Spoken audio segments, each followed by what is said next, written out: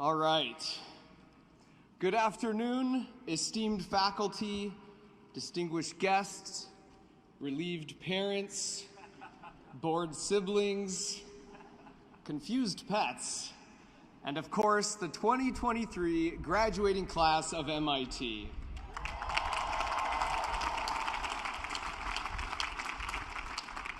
It is indeed a warm welcome. It's hot. And you know what I love to do on a beautiful, sunny, 95-degree summer day? Wear a big black blanket.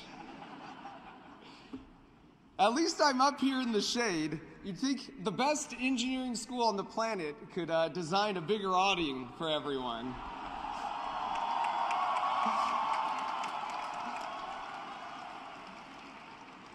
It's for next year. Standing here before you is weird. I feel this pressure to give some timeless advice that will endure. Despite our world changing at an unprecedented pace, the world is so different even from 4 years ago. For example, for the undergrads, you are the first graduating class to have persevered through a global pandemic, just as this is the first commencement speech written entirely by ChatGPT. The tech is still very new, so if I make any grammatical errors or threaten to end all human life, that did not come from me. That's the robot. At this point, I should probably tell your parents who I am. I'm Mark Rober, a former Apple and NASA mechanical engineer who became a YouTuber. And yes, I know to some of you it sounds like I just said I quit the MBA to work at Foot Locker, or I traded a Picasso for an NFT of a stoned monkey. But I wouldn't have it any other way. I sort of feel at home here because Buzz Aldrin went to MIT, and just like me, Buzz was a NASA engineer, only Buzz stuck with it and became one of the first humans to set foot on the moon, whereas I quit to become the first human to sprinkle porch pirates with glitter and fart spray. It's on YouTube. Your kids will explain it at dinner. But whether it's seeking karmic justice for package thieves or building an obstacle course for squirrels in my backyard, I plan my monthly YouTube videos really far out in advance. In fact, I've already decided what my June 2053 video will be, and it's going to be a collab with all of you. It's going to be a retrospective look at all the amazing things this MIT graduating class of 2023 has accomplished. In fact, this right now is the video intro. So if you've ever wanted to be in one of my videos, this is your chance. Now, will YouTube still be around in 30 years? Hopefully, unless Elon buys it. But here's the thing, the degree to which you positively impact the world is the degree to which you'll be featured in the video. So in order to increase your chances of making the cut, I want to give you 3 pieces of advice based off my life experience. The first bit of advice is to moisturize when giving a commencement speech, is to embrace naive optimism. What do I mean by naive optimism? Actually, before I go any further, usually in my YouTube videos, when I get to like the juicy part, I'm not really used to this public speaking thing, so the music kicks in. So if you'll just give me a moment and hit this button, trust me, this is gonna be better for both of us. Here we go. Right here, let's see. There we go. All right, that's better. Okay, what do I mean by naive optimism? Naive optimism means it's easier to be optimistic about your future when you're sort of naive about what lies ahead, when you don't know what you don't know. As an example, think back on the first week at MIT, how naive you were about the number of all-nighters and cans of Red Bull that would be required to be sitting where you are right now. In fact, you guys drank so much caffeine, I'm surprised you're even sitting at all.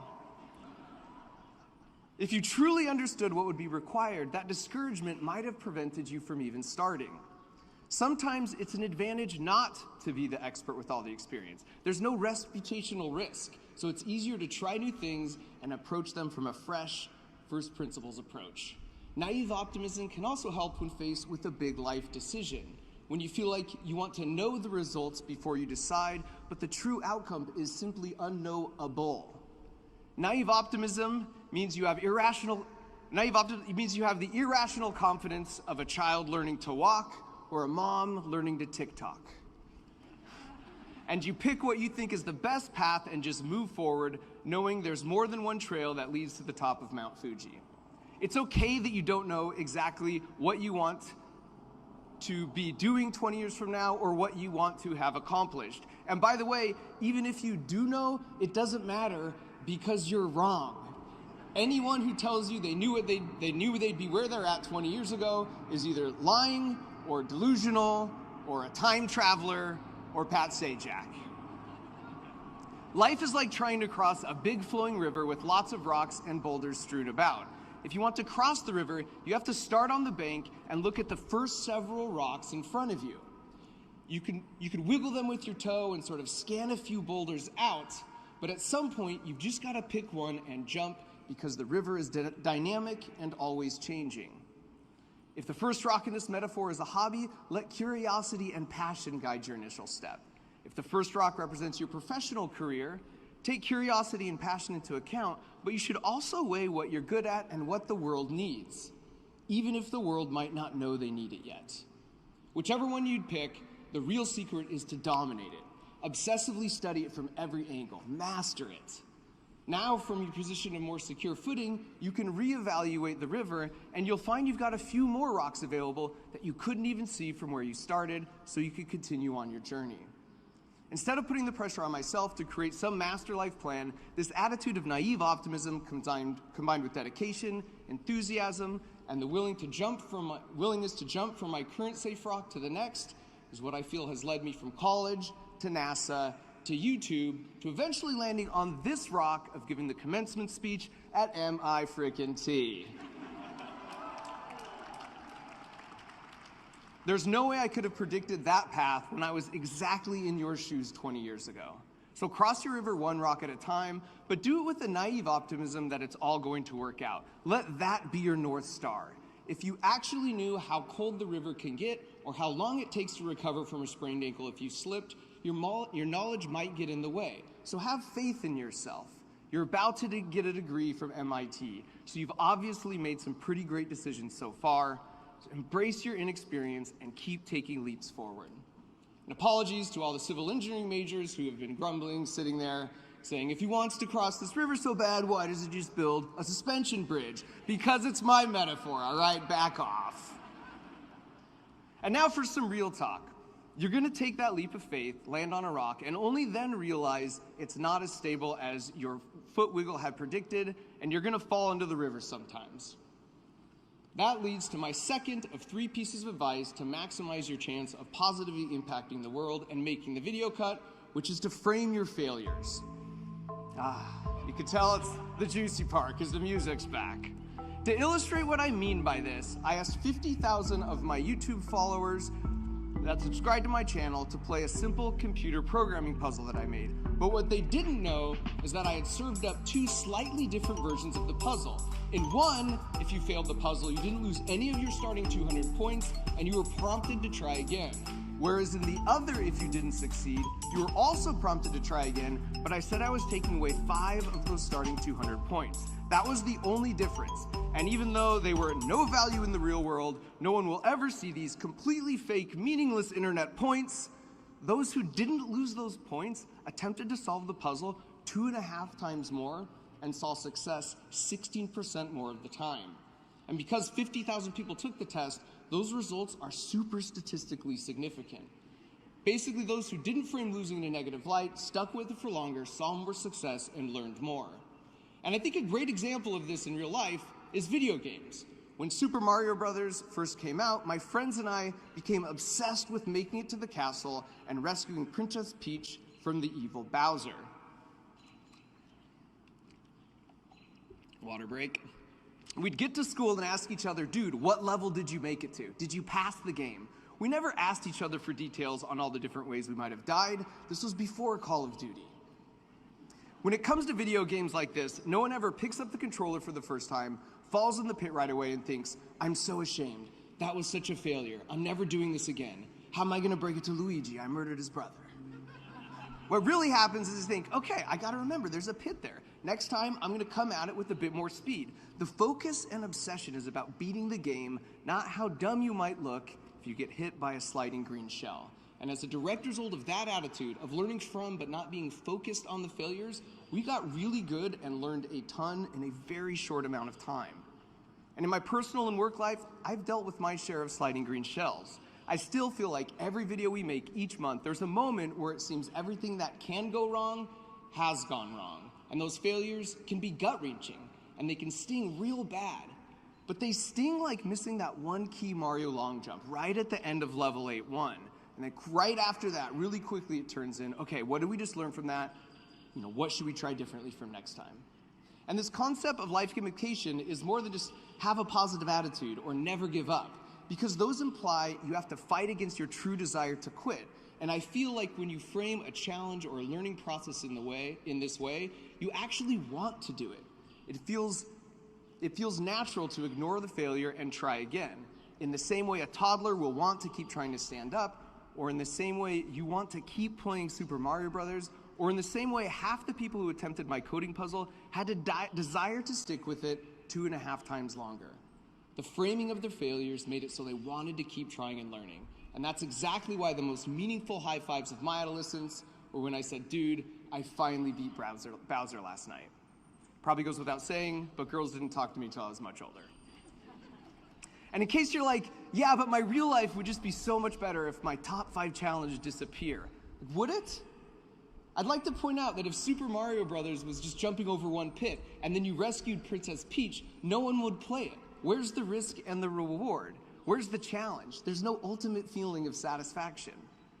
The degree you're getting today means so much to you precisely because of all the struggle and setbacks that you've had to endure. So if you want to cross the river of life, you're gonna get wet, you're gonna have to backtrack, and that's not a bug, that's a feature. Frame those failures and slips like a video game, and not only will you learn more and do it faster, but it will make all the successful jumps along the way that much sweeter. All right, now I've got some good news, which is that you're not crossing the river alone. For my third and final bit of advice is to foster your relationships. Nice. A sad truth about getting older is life gets busier and busier, and it gets harder and harder to make really close friends like you did here at school. And this isn't great, because we evolved to be social, cooperative creatures, right? Like 50,000 years ago, conditions were much harsher. So those who were more inclined to cooperate with their fellow humans were also much more likely to succeed and pass on those cooperation genes. So we've inherited these brains designed for social interaction, and we are hardwired to cooperate with other people. And look, I don't blame you if you want to cast aside advice from a guy who makes a living trying to outwit squirrels, but I wouldn't recommend doing that to 6 million years of evolutionary programming. Because in today's society, it's really convenient just to isolate yourself. You can attend the board meeting from your kitchen table, you can order food in the shower, you can bank on the toilet, you can even look for a new apartment without leaving your apartment. It's easier to stay anonymous in our big cities versus the small tribes of our ancestors where everyone knew each other, which means we've got to actively work at fostering meaningful relationships. And because I know this can be harder for some more than others, here's a life hack I've found that really helps. Confirmation bias is when your brain ignores evidence that doesn't support your beliefs, and then it cherry picks the evidence that does. And generally, when people hear this term, they think it's a broken, unscientific way for our brains to approach the world. And this is true, but you could sort of judo flip it to your advantage. The trick is to positively apply confirmation bias to your relationships. If you assume good intentions on the part of your friends and family, and you tell yourself you're lucky to have them, your brain will naturally work to find evidence to support that. That's just how our brains work. If you tell yourself that your fellow humans are inherently good, your brain will find examples of it everywhere, and that will reinforce your outlook. The opposite, unfortunately, is also true. Basically, whether you think the world and everyone in it is out to hurt you or help you, you're right. Studies have shown that the best predictor of divorce is if the couple assumes bad intentions in their partner's actions, or if you marry Kanye. But if you get it in your head that your partner is selfish or inconsiderate or willfully refusing to take out the garbage, that creates a negative feedback loop of confirmation bias, seeking to find further evidence that your spouse is a jerk, even when good faith efforts are being made. And this hack works not just for spouses, friends, and family, but even total strangers who might infuriate you. And look, I agree with you. They're wrong. But don't forget, as George Carlin pointed out, anyone who's driving slower than you is an idiot, and anyone driving faster than you is a maniac. Fostering your relationship closes out my list of 3 bits of advice because that may be where your impact is the greatest. Due to a challenging upbringing, my mom barely graduated high school, but she took being a mom and instilling values in her children really seriously. As such, she's the single biggest influence on my life by far. She passed away over a decade ago from ALS 6 months before I ever released my first YouTube video. But I love the idea that the ripples from her influence are still being felt as strongly as they ever have through the work that I try and do today. If anything I've said today has resonated with you, in my mind, it's a direct result of her commitment to this 3rd piece of advice. So leverage confirmation bias to enhance your relationships as you cooperate to cross the river. Train your brain to assume good intentions and try to remember if someone cuts you off on the freeway, maybe they're not out to get you, maybe they just have diarrhea.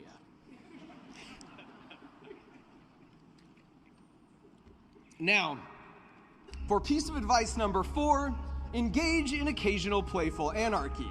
But Mark, you told us you were only going to give us 3 pieces of advice. Boom! Here's a 4th, because why not?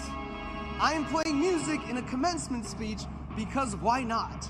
Is not ending your speech with pump-up music just objectively better? Or like how these graduation robes and hats are just objectively silly. Why shouldn't I take my own 4th piece of advice right now and engage in some playful anarchy? Anybody can toss their hat in the air. We see it at every graduation. But few have dared to make it actually fly.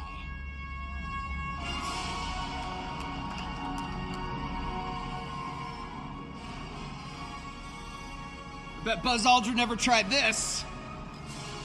You know what? Time out. This is actually a great opportunity to review everything we just talked about. To my first point, I will embrace my naive optimism that my hat will actually get airborne. But if not, to my second point, if it goes haywire and I accidentally blow up E53, I can reframe the failure as an opportunity to renovate a very old and sketchy building. Maybe this time we'll even add a few windows. And then to my third point, when I get sued by the faculty, I will foster the relationship I have with my defense lawyers. Because settling with MIT over damages will bring us all closer together. And so now, after turning on my hat, I've done my part and filmed a banger of an intro to our upcoming collab 30 years from now, which means all that's left to do is your part, to go out and change the world for the better. Congratulations, MIT class of 2023. You totally got this.